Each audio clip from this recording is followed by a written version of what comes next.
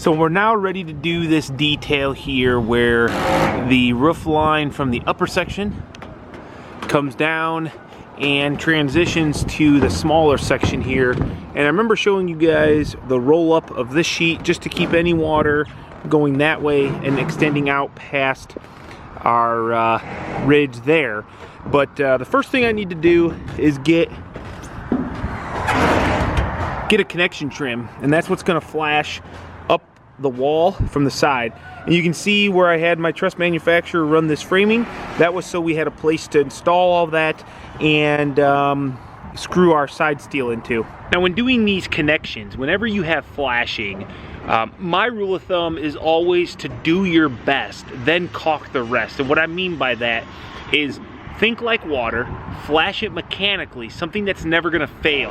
The metal is never going to generate holes and start leaking, but silicone, caulk, whatever it is, like there's a point where it's going to fail. So I always try to never rely on a silicone bead. It's always there for backup. So the first thing I'm gonna do is I've got my connection trim, and that is gonna flash up. So that's gonna keep everything from going to the sidewall. And you can see if we look in here, I ran it basically as far as I could go, all the way up to that other wall. Next thing I'm gonna do is I'm gonna continue my soffit, and that soffit is gonna die into this flashing. Got my soffit F and J, so we call it, looks like an F and a J put together. It accepts your soffit panel and your side steel, and that goes all the way down to my connection channel, and I'll run my soffit all the way down, and I'll put a filler strip in between the roof and my soffit, just to protect it from any wind-driven, you know, snow or anything coming up. So what I do here as I get close to the, well, not close, as I get to the very last piece, I'm gonna take some foam filler and I'm gonna push it down right where this is going to intersect. So when I push this piece in that I've made rather large, it's actually going to bend up and go underneath this here. And I'll go ahead and do it. I'm obviously up here, I'm working on my own here. Let me flip the camera, I'll show you how I'm working. I mean, it's not even all that safe. You can see over here, I'm using my foot. I mean, I do have the scissor lift right there. So if I go down, I'm just gonna slide real slow and feel really embarrassed.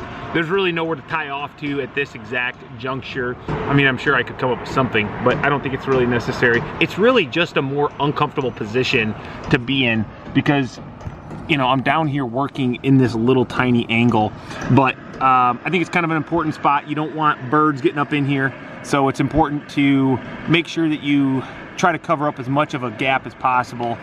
I'm not really worried about water in here. You'll see when I get it done what it looks like. Well, there we go. Basically, that filler strip flashing foam is just pushed in there with the last piece. The last piece rolls right underneath there, and it's actually about another 2 inches long. And so it's pushing down, and there's some sticky material on that. And it's just to stop any birds from trying to get up in there. You can't even see this from the ground. I'm up here, and you know, I really don't know the best way to do this. I think it's a good solution. Let me come back a little bit, get some scale on what we're looking at. I could have maybe framed it down a plumb box maybe and then flash that, but honestly, I just don't like it. I like it to have those nice lines of the roof, not stop premature to some like squared down line, if that makes sense, like a bird box or whatever. So I'm gonna go up on the ridge now, get that put in, and my gable trim. Now right here, so now we've got this flashing here. Now we're gonna bring our ridge cap over, and I've already notched this out, a little HGTV style, just trying to move things through. And basically it's set to go right over top of this. Now, it's gonna be a little bit unique and a little bit weird, potentially, but what I've done is I've come back an inch. That is so when I bend this up, and that's what I'm gonna do now, got my little benders, I'm gonna bend this up so it helps flash against this wall, run things out over this. Remember, any water that comes back here is actually not a big deal because there's a rib right, I don't know if you can see it, but there's a rib back there because this steel goes all the way up, all the way over. So really, any water that were to get there would come down and it would run right out this rib. So it's not gonna go over there. It's going to just totally run right out, okay? But what I'm gonna do is I'm gonna go ahead, see if I can do this. I can't. I'm gonna go ahead and bend it, put my camera down, and then I will show you the end result. Here we go. We now have our ridge cap on. What I did was I bent this up. So water that is here, it's either gonna go this way, it's gonna come this way. You might have this little gap right here, which we're gonna use some silicone here and basically just fill this up. And you're never gonna see this area. It's actually gonna be underneath of our gable trim, but this is just in case something were to go here. But now we can put our gable on. It'll cap all of this, and then we'll get one more finished shot.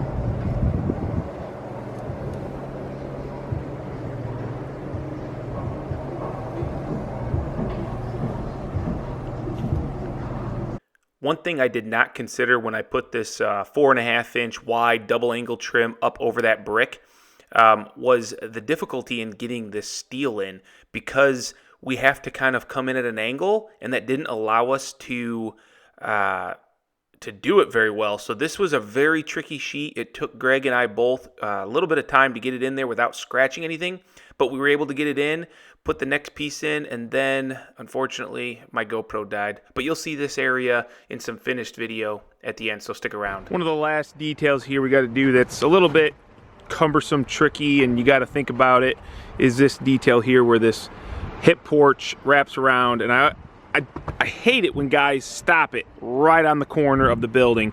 Continue it just a foot. I mean, this is a 1 foot overhang. Just continue it another foot, and it really does, I think, add a nice look. But it does add some complexity. So what I've got to do is I've got to get this sheet of steel on in order to put this gable trim up the, I guess the rake side of the roof. I think that's what you'd call that. And in order to do that, though, I need to have the top trim on, but I want my top trim that pitch brakes, I want it to go over top of my gable trim. So I've got a lot of kind of fitting and non-fitting, and it kind of just keep cutting pieces, putting them on, but not ever actually finishing them all until they're all ready to go. So you're kind of, it's a little bit of a pain in the butt, but it's one of those details that everybody's gonna see. It's right in the front of the building, so you always gotta take care to do your best. Also, it doesn't help that the roof up there is dripping on us, or me. I'm the only one out here, just me and my GoPro. So the first thing I'll do though is I'll cut my pitch brake, and I'll get this to fit in loosely, and I'll make sure that I extend it out far enough so that when my sidewall trim comes down, it overlaps it also. So we'll have a nice little miter here, and obviously you can see the water. We want to think about where the water's going to go, so you always start with your laps from the bottom up. That way water is always running over top of your trims. First thing I like to do is I like to get this piece figured out. Now I used a piece of, just so it all matches, a piece of end wall flashing, and I notched out my ribs, so I'm not gonna have a filler under here. And once I get this where I like it, I can measure this guy here that goes up this end wall, or this, yeah, up the end wall here on the roof. And it's also a piece of, it's just a universal sidewall flashing. And I've already got my peak already done and wrapped around right underneath that snow, but so I can get that measurement easily, and I'll get a full piece from here all the way up to that, and I'll underlap it 6 inches, so we'll all be good. And once I get that done, I can actually figure out where my gable trim is going to exactly be, cut this back, and get my sheet of steel installed. And once I get that done, then I can get this piece of gable trim perfect right against it, finish my fascia, and we should be good. Okay, how many of you guys have to work under a drippy roof? Look at this here. Look at this. I'm trying to work, I'm trying to do this awesome detail work, and it is dripping like crazy. So grab yourself a piece of trim. This is just a sweet piece of trim that's been sitting here. I'm just gonna take my hand benders, and I don't really care, it don't have to look good. It just has to work good. And I'm gonna roll this up. I'm just gonna take it. I don't have to keep getting dripped here.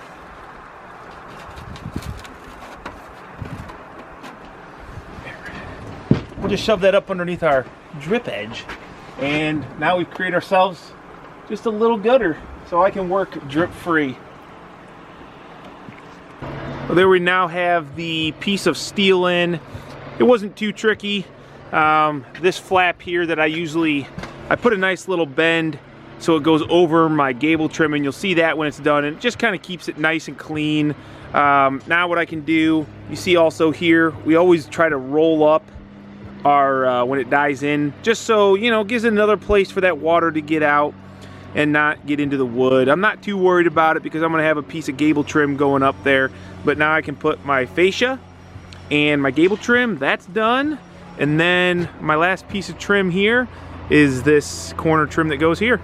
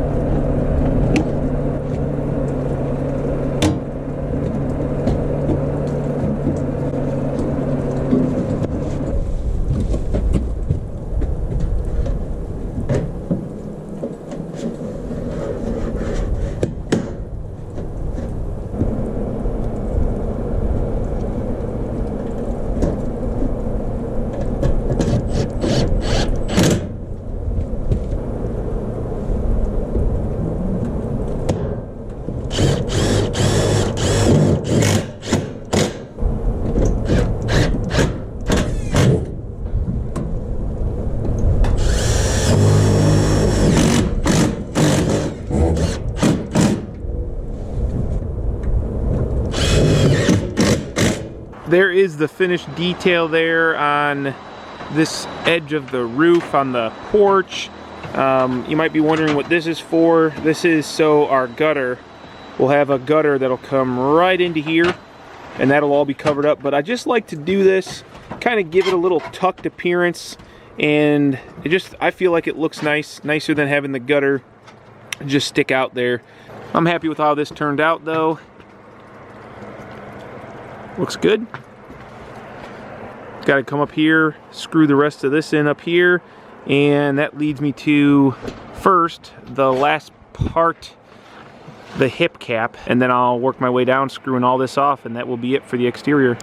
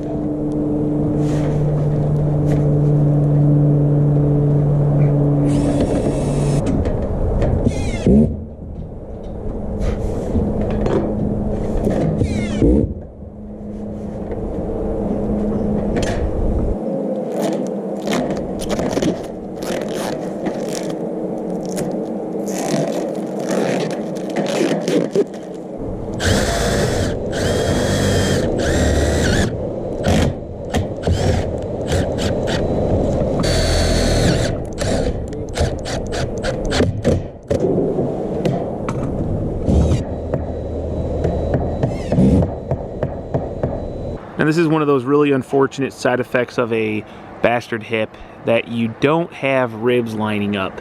So you got different angles, which means because of that, the different pitches of the roof, you have your ribs will slowly get off. Like they're all the same at the very top. I've got a rib against the wall on both sides, a rib right down the middle, which puts 2 ribs right on the peak. But as I come down, this one is slower to gain ribs, while this one is faster, hence why this one is out closer towards the end. But you can see the hip detail there. I just do a little bit of a 1-inch bend down just to kind of clean this edge up. I mean, it's going to get gutter, so it'll always look really good. What do you know, my phone's ringing. So right here I got my 2 hips coming together at a point. I've got my end wall flashing over top. I snipped it back so I could bend it down right there, but that is one piece, and I don't rely on that exactly for the flashing, so I'm going to try to tuck the one up coming this way first, and then I'll lap this one over top, see if I can make it look pretty and functional, because obviously that is always the goal. Alright, so this was quite difficult, mostly because snow on the roof, got it cleaned off, and you're using a lot of muscles to kind of hold yourself over top of this hip. I mean, I'm not worried about going down. I mean, I'm just going to go to the scissor lift right there, so it's not that I'm afraid of falling. It's just a lot of physical work holding this here. So what I did was, you can see this guy is tucked up about 2 inches, okay? So now I've got my hip point here, and goes right back to the middle of this rib underneath there, and this guy's gonna come up and meet it. So now that I've got that guy bent up, what I can do is I'm gonna bring this guy in, have this leg bent up, and then this guy, I'll put a nice cut right down the middle. If I do good, it'll line up on that rib, and then I'll fasten it, and then I can come through and screw all this steel back off. Well, there we go. Must have done something right. I got that right where it belongs. Finish screwing off this wall, get off this roof. This sucker's good to go. Well, these details took a long time. I spent almost all day over here and doing these hips up here. I just again learned, even though I already knew this, because I said we should probably put these hips on before we put the side steel, but I got impatient. We had some crappy weather come in, which is why there's snow all over the building.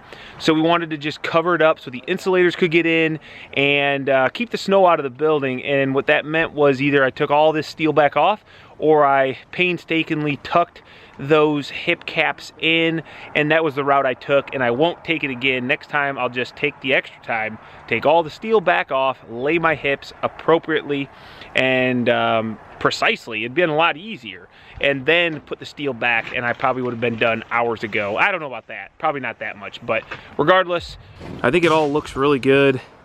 It's gonna look really sharp. I'm gonna go ahead and I think I'll take the drone up before I forget, get some shots of the roof and everything kind of done.